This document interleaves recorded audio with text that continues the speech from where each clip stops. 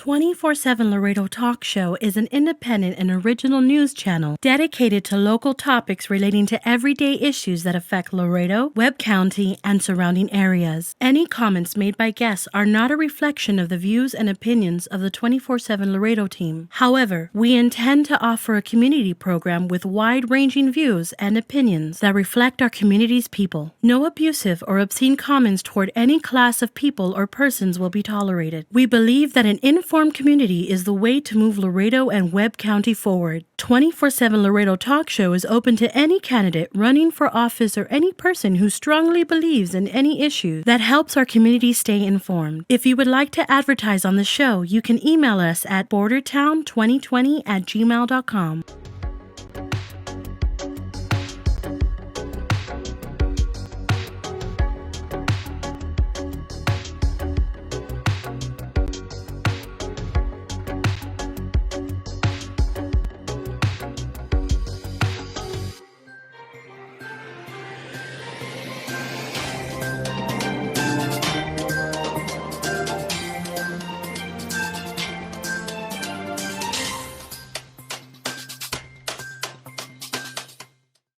Welcome to the show. Hi, I'm Jesus Trugasa, your host of 24/7 Laredo Talk Show. This is a talk show that's an independent, free, and original news channel. Talk about issues affecting Laredo and surrounding areas. You can follow us on Facebook by pressing the like button, and you can listen to other videos that are coming up this next 30 days. We're pretty lucky to have a good friend of mine, Mr. Frank Castillo, who's actually running for office for United Independent School District Precinct 7, I believe. Is that correct? District 7, Judge. District 7, excuse me. Thank you for being here. Tell us a little bit, Frank. I know you for many, many years, but other people may not know who you are. So could you tell them a little bit about yourself? Of course, Judge. Thank you very much for inviting me to be with your program. We've done very, very well with the show, and I appreciate the opportunity to talk to you. And in view of the current situation and the pandemic, I mean, this might be the way to meet people from now on. So it's unfortunate we can't have the later on. We are going to have face-to-face, but we're still figuring out the social distancing part of it, because there's nothing better than having a one-on-one interview with another person in the same room, in the same building, in the same everything.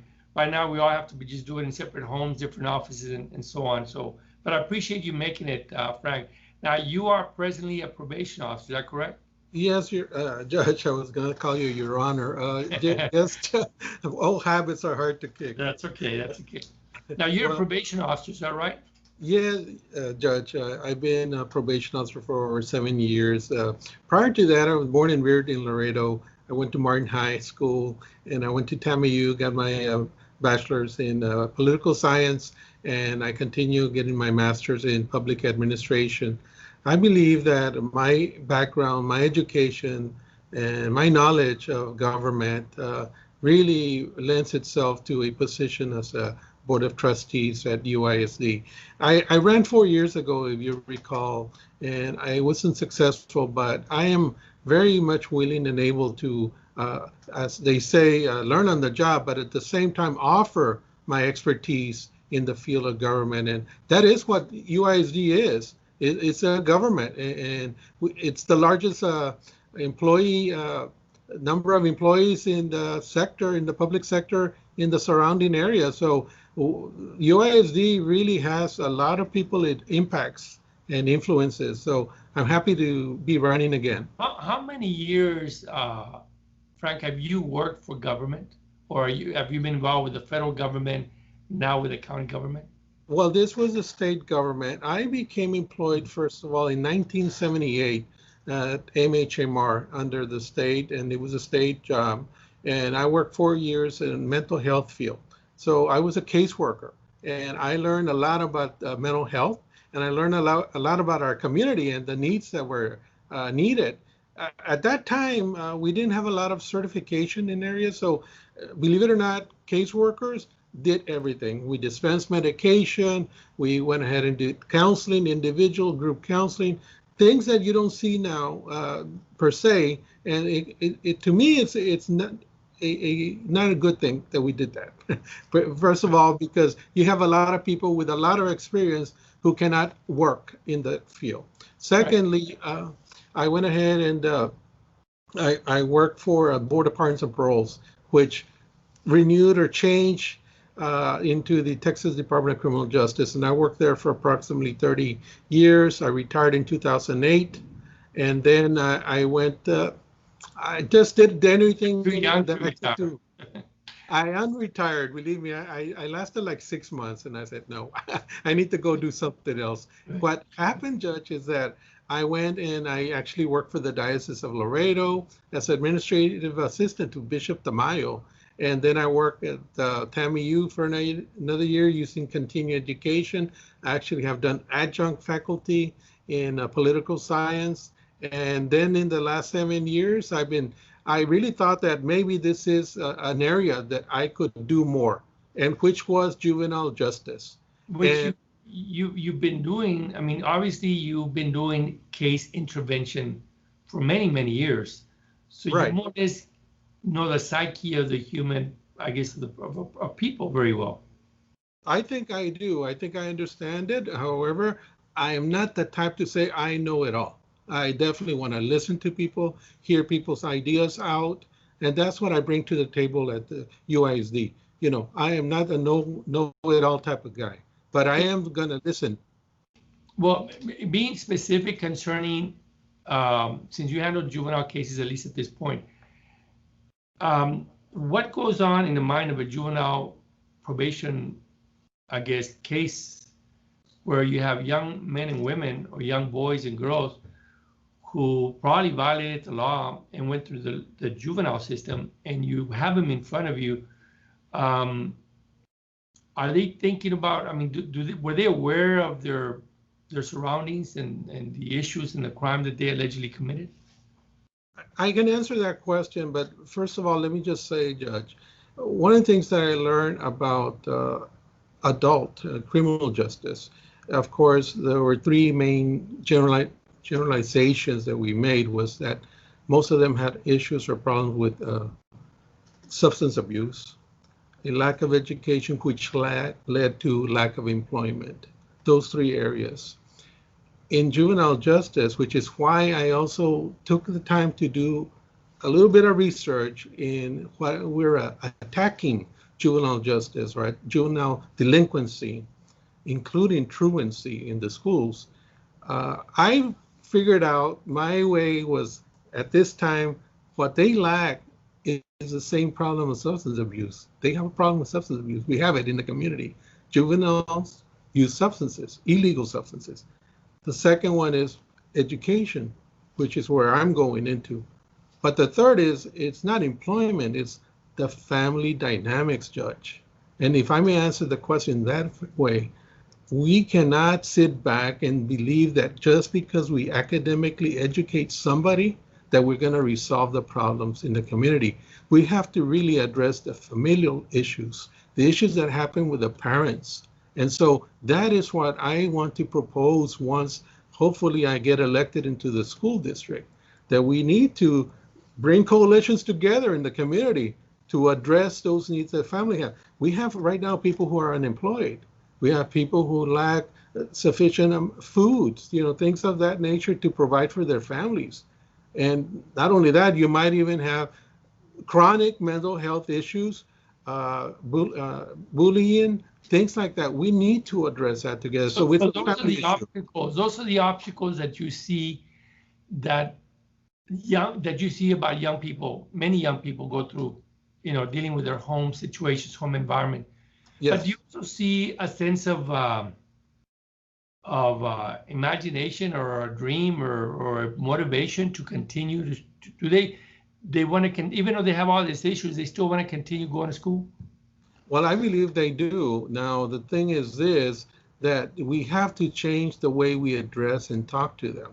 I think we do need qualified individuals who are not so hard to just stress the disciplinary portion of handling a delinquency case. They have to be willing to listen because it's actually works very well. There's a program right now that we had started at juvenile department, and it's called the EPICS program. I believe that it was really going the way we could do, but guess what? We needed face-to-face contact, Judge. Yes. Like we talked about it as we entered. Right. We really couldn't do it over video because you don't get the real sense of the person. And Right. so that program was, in my view, something that not only pointed like, what did you do wrong? It was saying, why are we here?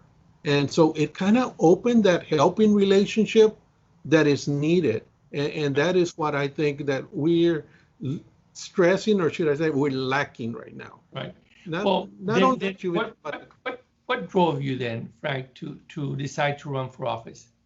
Any well, specific incident, or is it several issues? yes, approximately 4 years ago when I first ran, I had always wondered how come, and I guess it had to do with finances, not mine, but just overall families that I talked to. You know, I had done, my daughter graduated from United High School, and when I was helping her, I was volunteer coach at Nye Elementary, I was volunteer coach at United Middle School. I found how much more it costs to get your child in extracurricular activities. And the facilities were there, but I just wondered, why is it the school district paying for this? Why do the parents have to absorb something else that they already paid for as a Right. taxpayer? So Right. that motivated me to say, why is it going to that extent? And the second thing that happened is, in talking to families, I felt the disconnect. There was a disconnect with the school district and the parents. Of course, some schools and administrators were very willing to listen to you. Others just kind of wanted to roll with the flow and punches, and they just push it up to another person. And even in reaching to the school board, I didn't feel that there was a connection.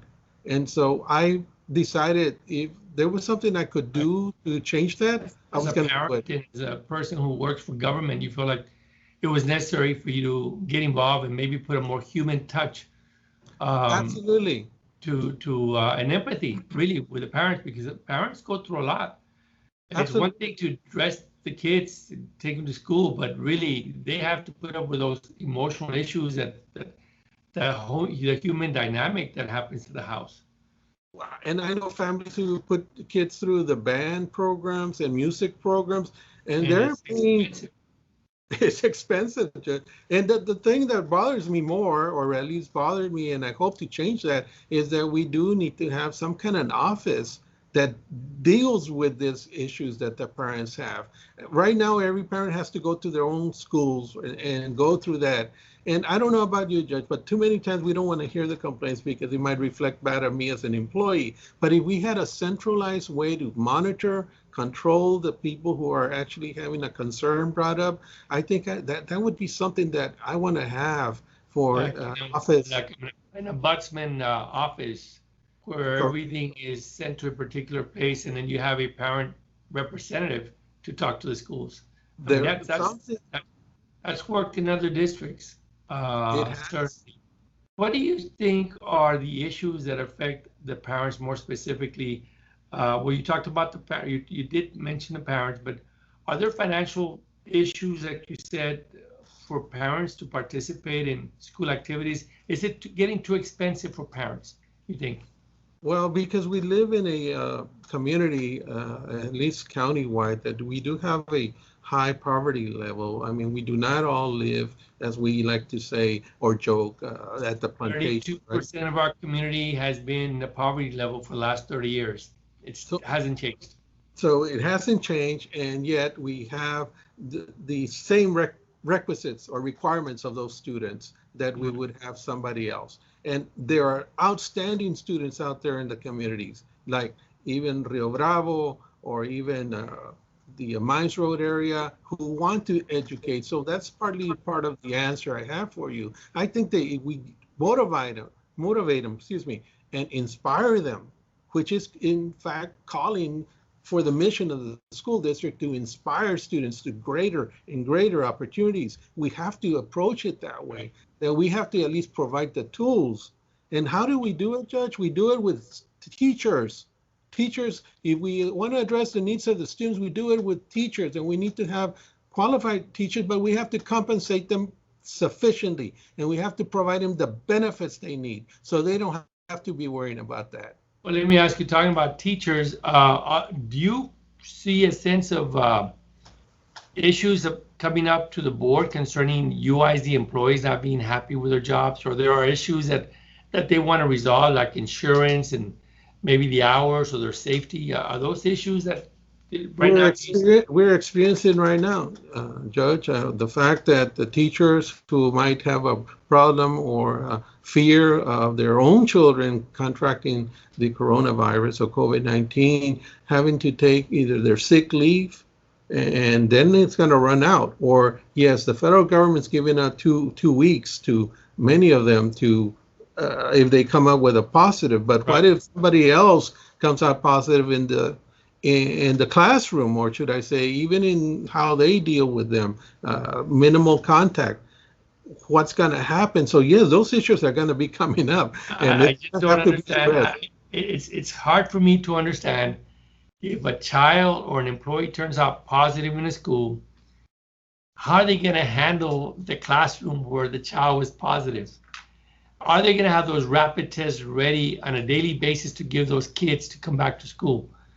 And of course, if those teachers go, are those substitute teachers willing to take hazard pay? I mean, are they willing to take these types of cases?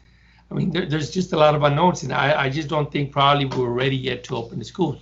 What we're going to do at this point, we're going to take a short break, and we'll be right back with you. Mr. Frank Castillo is actually running for U.I.S.D District 7. The election set for November 3rd. We'll be right back.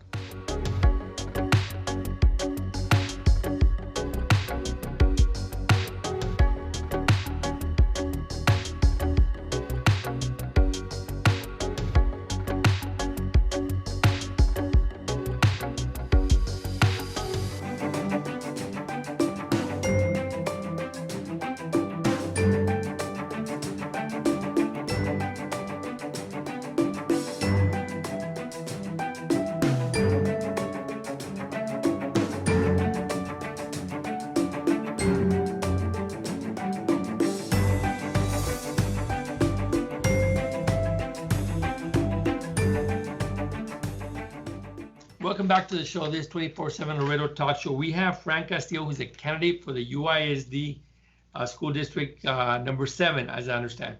That's correct. Back to the show. We were just talking about teachers and the coronavirus and issues relating to employees. Are there any other issues that you think need to be brought before the board about U.I.S.D employees? Yes, but I want to stick with teachers because one, my philosophy is teachers should never have to pay for their insurance. Okay, that's to me basic. All government employees deserve to have their insurance covered by their employer, and we got to figure out a way how to do that. They're very well compensated, but that's not enough. You know, when you have to pay the increment that you got or the salary increase and just to pay the insurance, it doesn't work. It just doesn't. You know what? Work. It always happens. The school districts give you a pay raise at the same time they raise the health insurance. Yeah, it's a dog and pony show. Yes, it's not right, and I hope that I will do justice to them and give them what they deserve, which is, compensation as well as benefits that they deserve. Right. Well, are there any other issues, major issues that affects U.I.S.D that you'd like to bring up at this point? Well, it has to be paramount. Again, I had to say it again, is the health and safety of our schools with coronavirus. How are we going to handle the multitude of parents? It has to be at the top of the list. But that's my interest is how we're reacting to the legislation, the regulations being put down by the state. I mean, and we realize the U.I.S.D board doesn't have much of a say. So I mean, at one point the governor says, the school boards are going to make decisions, but by the same token, he takes away some of the rights, and so you're back to having to have person-to-person teaching for those kids. Right, but if we have somebody advocating for the needs of the students and advocating for teachers, I think it goes a long way. And now if we're being silent at the district, at the trustee level, then we have a concern there. And the other thing that I feel very much is I don't want to micromanage teachers. I don't want to micromanage administration, but I do believe that the school board trustees need to speak up. Again, we have a very large population. It has been a very silent board recently. There's no connect, Judge. There's no connect. We don't know who and what they're thinking, what they're feeling, what they're believing in. I mean, I can tell you right now, I have my daughter went to School United. I know how it is to be a parent. I have that sense that others maybe might not. And so we don't know them. And I hope to have parent involvement again through that. Right. And bring them to the table. They should be listened to first in the school board meetings, Judge. They should not be till the end. They need to go first. Right. Well, unfortunately, they have certain policies that certainly need to be corrected. Hopefully, with your coming on board, there might be consideration for making some of those changes. Now, what is your process? What is you concerning the budget? Slightly a little bit, I'm going to come back to coronavirus in a second, but I want to talk to you about the budget. What are your thoughts? Are you a person who believes in cutting, in raising taxes, in this coronavirus? It created obviously an economic impact to U.I.S.D. How would you consider solving, how would you look at the budget shortfall concerning this issue? Very simple. To me, I'm a student of management by objectives and results. It's a tool that I've used throughout my life, even at home. You know, are we getting the services or the products we need with the amount of money we budget? And therefore, the results have to be there. And at one point, again, the basic rule is you never cut employees. You never cut employees. You cut services, you cut other things, paper clips, school, whatever is necessary. But it's loyalty. I mean, it's loyalty to your employees who have agreed to work with you and obviously who have done a good job, or else you would have fired them.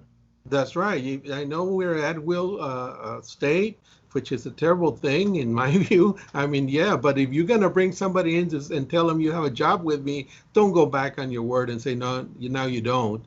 You keep them, you do what's necessary in other manners, because there's always cost savings. We got to find them. And so the budget, most of the time, we want to make sure that we have some savings. Most budgets have an operating budget, Judge, and then they have a capital budget, which means for future growth, for rainy days, for things of that nature. I'm not sure if we're practicing that, or if we are. I don't see it, because we passed a 2013 bond that says we need money to build schools, and we levied the tax rate. Okay. Taxes are the lifeblood of government. You need taxes. However, we've had those issues with land being assessed at a higher value than it should be. And those kind of things, I have to consider, Judge, at the time when I'm there to look at the budget. But I definitely don't want to go in on record and say, oh, we're not ever going to minimize or up your taxes, which I hope to, if I could, but we're going to do it the efficient way. That's why I have my education.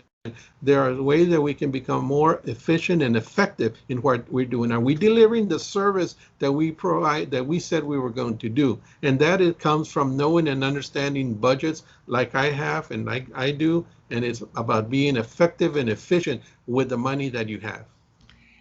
Are you satisfied with the board's actions right now in terms of having the kids go through a virtual learning program at this time? I have no qualms about, staying at home and going through virtual education.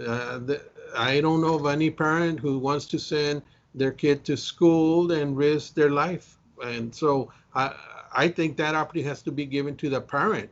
And so why the school board, I know, had wanted, I believe, to be this way for at least this year, 2020. But again, the powers to be over them, TEA and others, when I impose that on us, well, that's not. That's what I understand. There's this attitude by by some people who believe the local boards should make all the decisions. But by the same token, they take away those rights from the local board to make the decisions. How can you take those kids to go to school when Laredo has a 30% positivity rate? Obviously, that's a very high rate. How can you expect the teacher to walk in and feel safe that one of those kids doesn't have it, or a parent feels safe that the other kids don't have it? I mean, it's just mind-boggling to think that certain political leaders would think that, yeah, they can go back to school, open up the schools. They don't respect local control. Judge, may I mention that right now I sit on the ethics committee with the city of Laredo, and that's also been very rewarding and learning opportunity for me. But I also sit on the platform committee for the Democratic Party. And so one of the things that we considered was the things that we need to look forward to in the future. And of course, we want to be able to make those decisions that allow us at the local level, and we don't want the state government intervening. But that's what I'm saying. For years, over 15, 20 years, the Republican Party had said, yes, we want to have local control, state of Texas. And they said, fine, we're going to let the local control overrule a lot of things that are happening in Austin. And now this pandemic comes in, and guess what? It changes the other way around. The powers that be decide, we're in control, and we're going to tell you when we're going to let you go back. I think there are some Republicans who understand what you're saying, Judge, and I believe that is correct. Yeah, definitely. Now, a couple more quick things about the coronavirus. Are you're satisfied with the virtual learning at this point? Do you have anything to say to the public concerning COVID-19 about people wearing masks and social distancing? What are your thoughts about all those issues? Judge, we follow the science. The science tells us that wearing a mask prevents the spread of COVID-19. Not completely, but most probably it does. Right. Wearing the social distances. So we have to follow that science. And I prefer to follow that science because I believe that is, in fact, my wife, who's a teacher, was a teacher in the medical field, knows very well. And I think she wouldn't like that when I would not say this, but we follow the science because that is the key. That's logical. You're right. We should. Yeah, most of us do. There's always got to be a few who don't do that, but that's all right. We just move on. But we should follow the science. Now, how do you plan to campaign during this time of the pandemic when people are afraid to even come out and vote or even go shopping? Well, I hope the print media and the social media has some understanding of what we're facing. And I hope that they be able to visit with many candidates to be able to advertise and be interviewed by the print and social media. And so our task is that, and I think we're facing the same task all campaigns are facing. How do we go ahead and talk to people without breaking or violating that social distance rule? So we plan to do the Facebook. We plan to do our internet website as soon as we have the ability to, I guess, create something that will actually benefit what we're saying, or should I say be in line with what we want to do. And so I have a good group, an organization of people who want that change in District 7, who believe very much so that they lost connection to the public and the parents and the teachers, in fact, too. So we have a good group, and it's all for the students, Judge. It's all for the students, and we're going to do our best to campaign.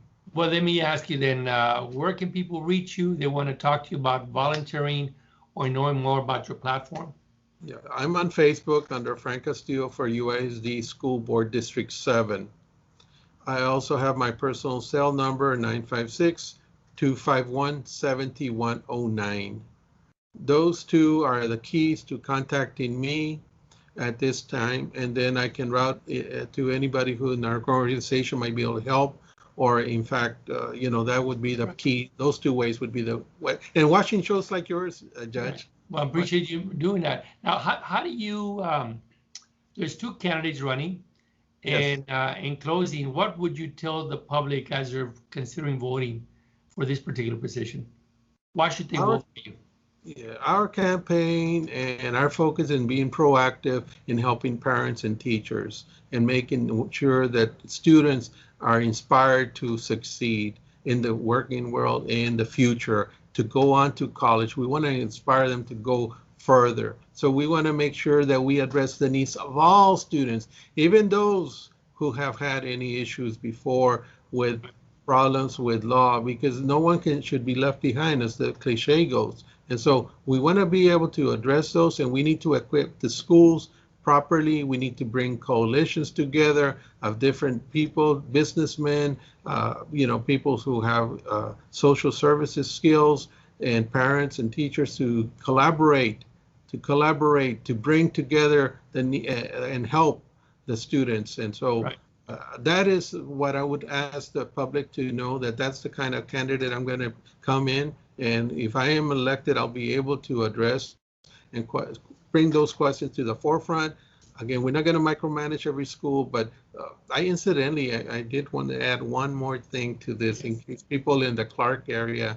I know that it's not my district, but I believe we have not yet created a new school at Clark. I thought that was one of the things that was being budgeted when we had in 2013 the election for the bond issue. I wonder if there's other pockets like that in the rest of this. That's when an active board comes in and then Yes. asks questions. And that's what it's all about, being involved. And apparently you're obviously very interested in knowing about those things. Hopefully you'll be able to get to the bottom of it. I hope so too, Judge. Thank you so much again, Frank Castillo, who's a candidate for the U.I.S.D District 7 position. The election set for November 3rd. And of course, I remind everyone that the school board elections are not at the top. So make sure that you keep flipping those pages till you get to the school board positions, because you got to fill up every single page. People tend to forget about that, Frank. So I just want to make sure that they're aware of that.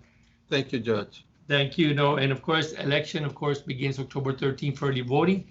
So if there's nothing else, Frank, again, thank you. I look forward to seeing you again sometime the next 30 days. We might be able to go Facebook Live now next time. And so on behalf of 24/7 Laredo, continue to have a blessed day, and we'll see you until next time. Thank you.